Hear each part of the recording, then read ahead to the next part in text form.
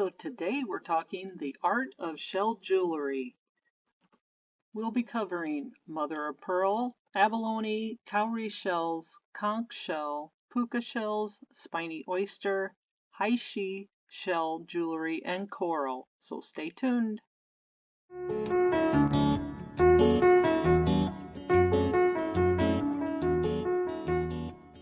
First we'll be talking about mother of pearl, which is the inner lining of a mollusk shell. It kind of has a shiny iridescent look to it. Colors of white, silver, pink, and cream tones. It kind of has a classic look to it, and it's smooth, so you'll know it when you see it. It's usually in white colors, but it can be dyed as well. Like the blue one on the top is pretty obvious. It picks up colors in deeper tones that are not real natural, so you'll see how it looks kind of spotted, and the ones on the right are dyed as well on the bracelet. And then we move on to abalone, which is from a sea snail, and it comes in lots of bright iridescent rainbow colors like blues, greens, and purples. It's often used in bohemian and ocean-themed jewelry. You'll also see it in a lot in Native American and just silver jewelry by itself. And it's kind of got an artsy, oceanic, and bold look to it. And it has a lot of different variations of colors, and I pulled this off of a website that showed the variations, and it is a little bit blurry, I apologize. But the one on the left is a bicolor. It's kind of limited on its colors. The second one is black, which kind of has a purplish and black color to it. Then we have blue, it's just shades of blue. Gray has a more of a gray tone to it with a little bit of extra color in it. And then the green is pretty common. That's probably the most common kind that I've seen. And then the multicolor, which is very striated, if that's a word, has a lot of striations in it, and it has a lot of different colors to it. And we also have white abalone and black abalone, where the shell on the black abalone is black, but the inside still pretty much looks the same. Then we move on to cowry shells, and they have a smooth, shiny, often with a dome top and a slit on the underside. They are small sea snails, mainly from the tropical waters, and they use them in anklets, bracelets, earrings, necklaces, and even hair jewelry. They have a beachy boho theme to them, and they're often linked to African, Polynesian, and Caribbean culture. Cowry shells were traded for goods and services throughout Africa, Asia, and Europe, and Oceania, and used as money as early as the 14th century on Africa's west coast. Conch shell, this is one you kind of have to watch out for because it is considered an endangered shell. So it has a large spiral and typically pink or peach inside to it, and it has a noticeable point on both ends. It's a tropical marine mollusk, and it's a species of a sea snail. It has a lot of variation in the outside colors of some of them, like the middle piece, but it is great for carving, and they use it a lot on cameos, and you can see why when they carve into it, the outside may start, you'll see layers of color basically, and you can get nice contrast from the peach background to the creamy foreground. And like the one on the right here shows the variations of the stripes that you would see in the outside shell, and it's just got a a smooth look to it, like a blush look to it, but it does have some circles and striations throughout it. You'll see it really nicely on this bracelet on the top left. And it goes from such a white color here down to a bright pink and even peach. So it's got a lot of variation of color. This right here is the same pendant. On this side it's creamy, almost white looking, and on the back side it's pink and blush colored. But we cannot sell jewelry, so we'll talk a little bit more about that at the end, about conch jewelry. Then we go to puka shells. Puka shells are naturally rounded shell fragments, often white or beige, or like you see on the right, the different variations. There's a little bit of a purplish color in some of them, and brown. And they're usually from the Hawaiian beaches. And you really need to know if it's from Hawaii if you're going to sell these pieces. They're very particular about that. You'll see here is a puka shell that has the inside of it shown, and it shows these like rings, and it kind of shows the dome shape. The picture in the middle here shows a better view of the dome, and it has the holes in them, and that's the natural hole. And they're thicker. I just don't want you to mix them up with Heishi shells, because these have a very distinct look, and these are the ones from Hawaii. And again, they come in white, beige, and brown.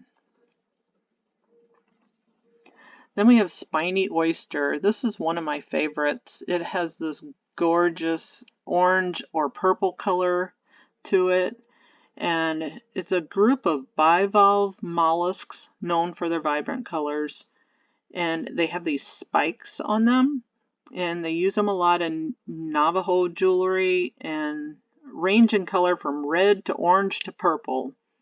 The quills are actually ground off and the shells are polished to reveal the beautiful hues and striations that you see in these pictures. And then they craft them into rings, earrings, necklaces, usually set in sterling silver. One of my favorites. Now we're going to move on to Heishi shell jewelry, or Heishi shell jewelry. Heishi means shell or shell bead, referring to tiny hand-shaped disc-like beads that were originally made by painstakingly cutting, grinding, and polishing pieces of natural shell completely by hand, long before we had electric tools. Some of the oldest forms of jewelry making in North America. They have a tiny flat disc shape to them, and they're usually uniform in size, often strung tightly together to form a smooth, flexible strand, like you'll see here on the top right. It kind of forms like one chain, and it's traditionally made by hand by natural shell, especially piney oyster. They do turquoise, and jet, and others by Native American tribes, particularly the Santo Domingo from New Mexico. And you'll see here they make them into necklaces. They also do earrings and choker necklaces. They're frequently layered or combined with turquoise and coral in Southwest style designs. They have earthy colors. They're handcrafted, tribal, deeply rooted in tradition. This right here is more of a natural look. The Santo Domingo it has more of a smooth texture to it. They did space out the turquoise here with a little seed bead, it looks like. And just more of a streamlined look you'll find from the Santo Domingo. Well, let me go back to the Heishi for a minute. They have, they come in beige and tan colors, which is sometimes bone, and then orange and red is usually the spiny oyster. White is usually clamshell or mother of pearl. The dark browns and blacks is usually jet or darker shell types. And it can be dyed, especially if it's made with softer porous shells and stone-like materials. You'll also find bright purples, pinks, blues, and greens. And it's especially common in souvenir or fashion jewelry where color variety is important. The handmade traditional Heishi from native artisans is typically not dyed, though. If you're shopping ethically or collecting culturally significant pieces, natural colorization is key. So you'll want to avoid the bright colors. How do you spot a real one or a mass-produced Heishi? Heishi, sorry, I keep saying it wrong. Real Heishi feels smooth when you run your fingers across it. It has a uniform disc size and is usually not perfectly symmetrical because it's handmade. The mass-produced ones they may be overly perfect, made from plastic or resin, or dyed in unnatural neon colors. So when you see Heishi in modern jewelry, it's a nod to ancient, highly skilled Native American bead making tradition. Now we move on to coral. Coral's a broad term for about 7,300 different species, kinds. Precious corals are types of corals that are used in jewelry making. And there are about 8 or so, I think it's 8 to 10 different kinds. Angel skin is a trade name for a certain pink coral, and that's the first one we're going to talk about.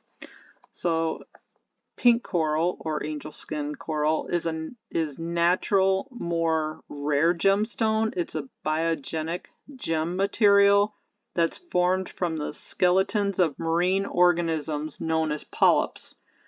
The coral skeleton, it's made up of calcium carbonate, which gives it that delicate pink color. Angel skin coral is a soft gem, and it has a hardness rating of 3.5 on the Mohs scale.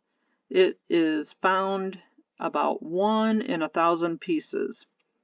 Now it looks like a pale pink to a peachy, hue, and is delicate and soft looking.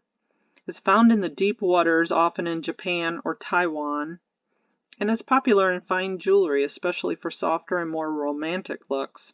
It kind of has that feminine, soft, vintage glam, like Hollywood elegance to it. And it's the most valuable.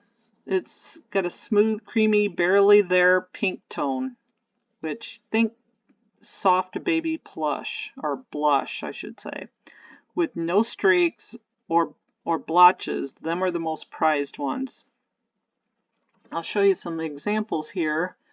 This necklace here on the left is one of mine. I did sell it. It sold for about $350 approximately. It has it's pretty consistent color throughout, and that gave it some value, and it's knotted, which is also better in case you break it. They don't all fall off.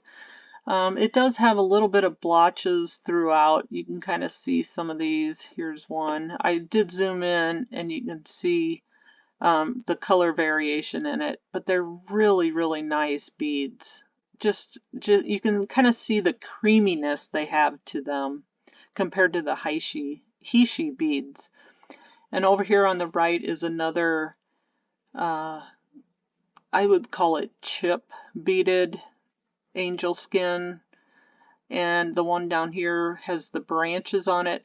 These don't seem to sell for a whole lot of money. I think they're probably in the $18 to $30 range, and the chip beaded ones are about the same.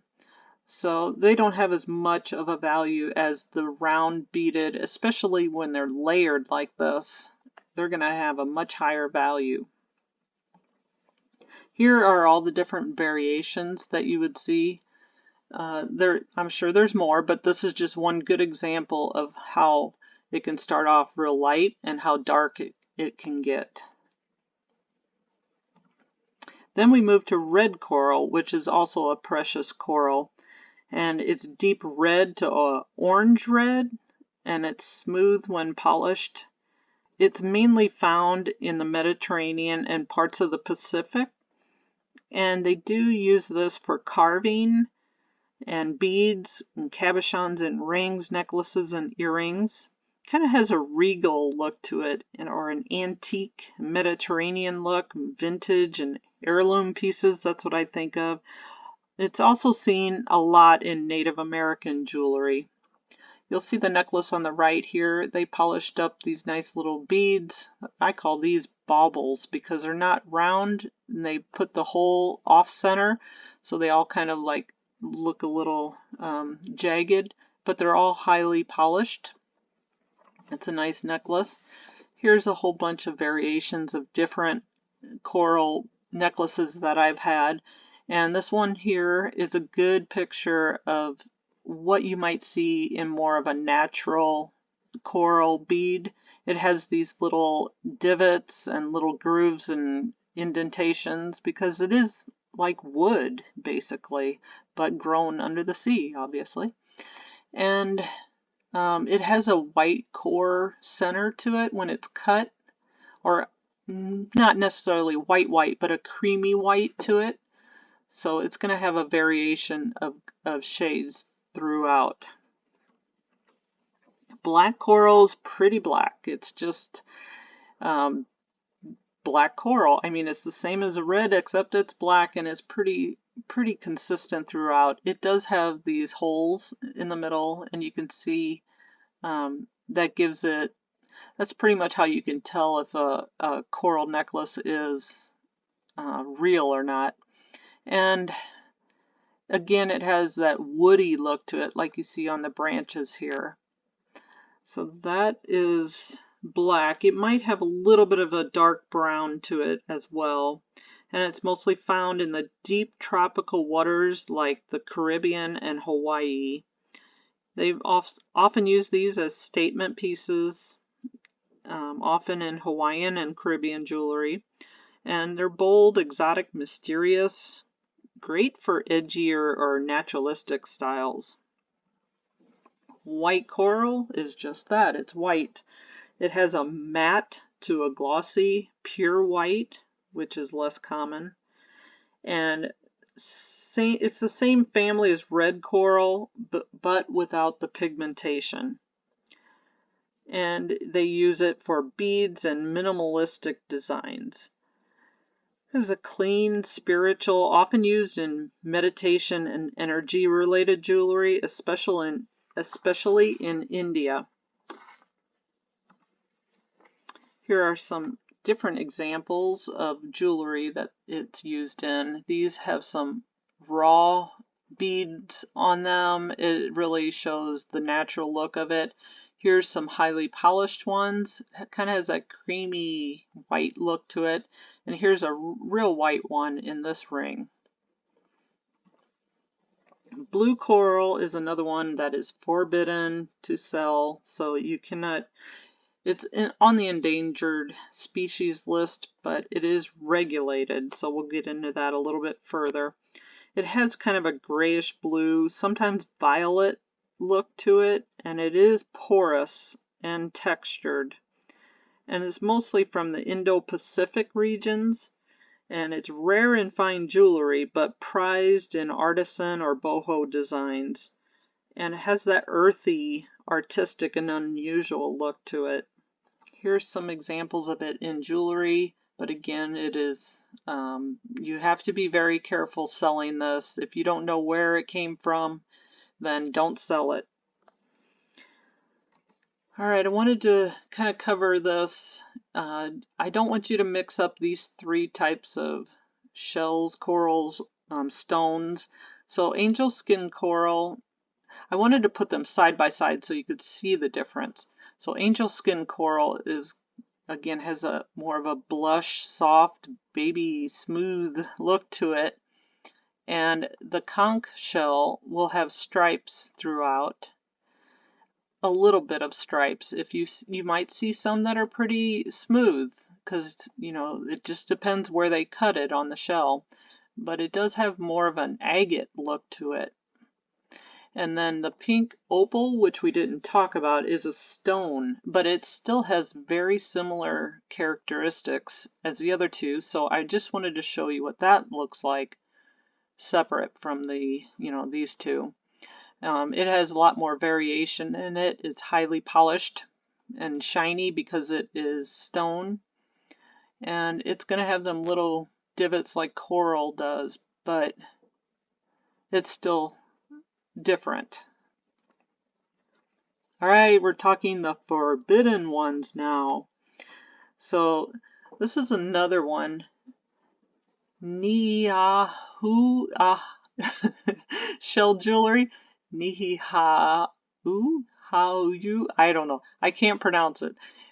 This is from Hawaii, and these are absolutely forbidden to sell. Only Hawaiian, the people that made these can sell these.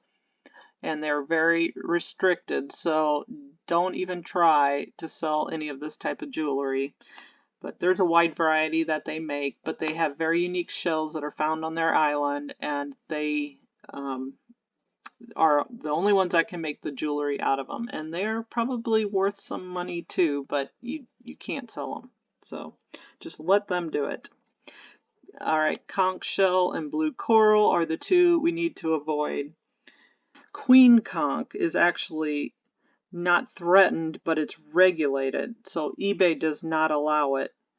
The Nihihau shell jewelry, you cannot sell this jewelry without the proof that it came from them. And blue coral is the same way. You have to have proof of where it came from. And I'm going to show you the differences here. So this is a site that talks about the endangered species and the regulations. It's called CITES, Convention on International Trade in Endangered Species. And they have 3 appendixes. And the first appendix covers endangered species, and it cannot be sold, period. Appendix 2 is not threatened, but it's regulated by CITES and are controlled. And blue coral and queen conch fall into that second appendix. So the third appendix, they're not endangered, but you need documentation to cross borders with it, like angel skin. So if you're going to sell angel skin coral, you probably are better off not selling it overseas. So just take that off of your eBay listing and be safe. You can also check out the ESA site. They talk a lot about the different types of corals and different types of, well, they don't talk about some of them, they talk about all of them, and you can look them up as well. So that's all I had for you. I hope you enjoyed this video. Thank you for watching. I appreciate it, and we'll see you on the next one. Don't forget to like and subscribe and comment and let me know what your favorite shell is. See you on the next one.